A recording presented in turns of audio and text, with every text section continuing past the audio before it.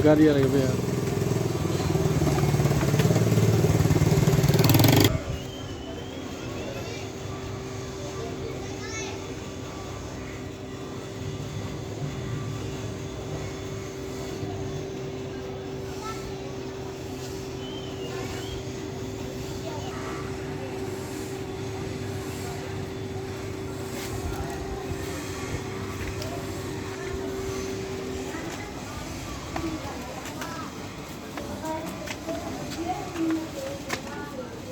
Seven शरीफ में मौजूद है। यहाँ पर हमारे साथ शाहनवाज मल्ला जो कि माजूर है वो हमारे साथ मौजूद है।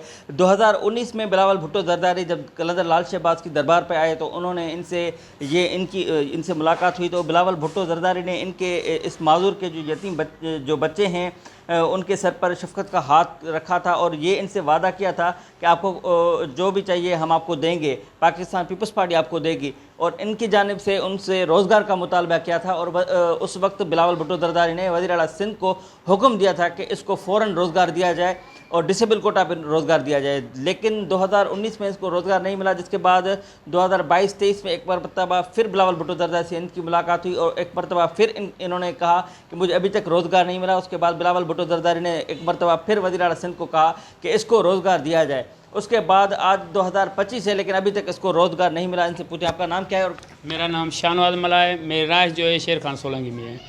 बिलावल भुट्टो जब भी 2019 में उल्टी बस्ती पे आया, हज़रत लाल शहबाज की उसने ड्यूटी भरी।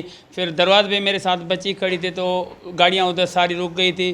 तो सिंध सीएम मुराद शाह उतर के मुझे बोला आप आ जाओ, आपको बिलावल बुला रहा है।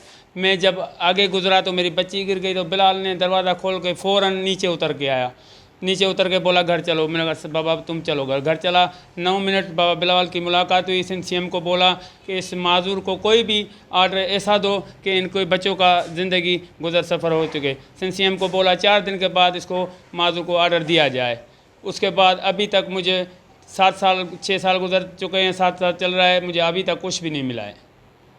इनका ये कहना है कि बिलावल भुट्टो जरदारी ने तो वादे किए थे और हुक्म भी जारी किए थे लेकिन इंतज़ामिया ने और वज़ीर आला सिंध ने जो इनको उस पर अमल दरामद नहीं किया। इनका ये अपील है कि माजूर कोटा पे इनको रोज़गार दिया जाए ताकि ये अपने बच्चों का मुस्तकबिल बेहतर तरीके से गुजर सफ़र कर सकें।